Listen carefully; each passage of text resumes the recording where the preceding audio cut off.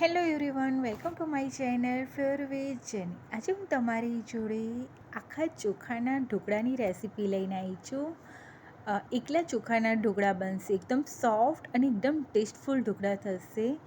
તો વિડીયોને છેલ્લે સુધી જોજો. અને જો તમે લોકો હજી સુધી મારી ચેનલને સબસ્ક્રાઈબ ના કરી હોય તો કરી લેજો.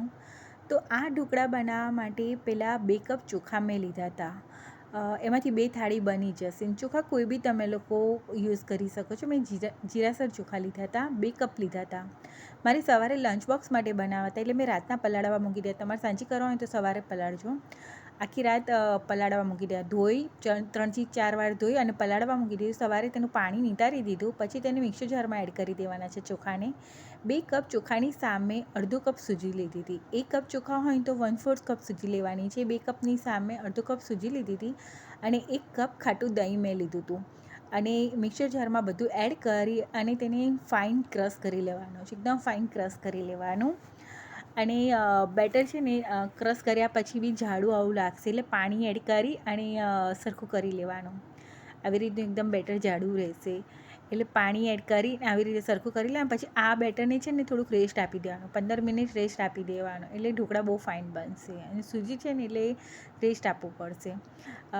15 મિનિટ પછી ફૂલી ગયા ને એટલે થોડુંક પાણી મેં પાછું એડ કર્યું હતું, આશ્રિત પાણી એડ કર્યું હતું. આવી રીતનું બેટર રહેવું જોઈએ. પછી હલાવી અને પછી તેમાં મરચાં સરખા ગ્રીન આદુ મરચાં છે ને સરખા એડ કરજો. ટેસ્ટ બહુ જ ફાઇન આવે છે ઢોકળા. જીરું 1 ચમચી જેટલું, 1 ચમચી મીઠું ટેસ્ટ મુજબ લેજો. અને 2 ટેબલ સ્પૂન જેટલું તેલ એડ કરવાનું. તેલ સ્કીપ બિલકુલ નહીં કરતા, એનાથી ઢોકળા સોફ્ટ અને સરસ થાય છે અને બહુ ફાઇન ટેસ્ટ આવે. બધું સરસ રીતે મિક્સ કરી દેવાનું છે. થાળીને તેલથી ગ્રીસ કરી મેં ગરમ કરવા મૂકી દીધી હતી તપેલામાં. હું થાળીમાં આવી રીતે બનાવવાની છું. અને બેટરને 2 ભાગમાં ડિવાઈડ કરીને એક ભાગમાં 1 ઇનોનું આખું સેસમ મેં એડ કરી દીધું હતું. સરસ રીતે મિક્સ કરીને થાળીમાં બેટરને ટ્રાન્સફર કરી દેવાનું છે. અને ઉપરથી પોળી મસાલો અને લાલ મરચું પાવડર સ્પ્રિંકલ કરો. પોળી મસાલો અચૂકથી એડ કરજો, બહુ જ ફાઇન ટેસ્ટ આવે છે એનાથી.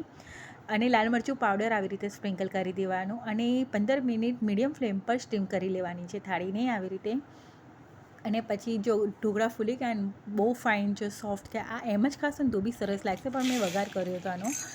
તેલમાં રાઈ, જીરું, લીમડો અને લીલું મરચું એડ કરી આવી રીતે વઘાર ઉપરથી એડ કરી દેવાનો છે. અને બહુ બધી કોથમીર ધોઈને કટ કરીને એડ કરી દેવાની છે. બહુ જ ફાઇન ટેસ્ટ આવે છે આ ઢોકળાનો.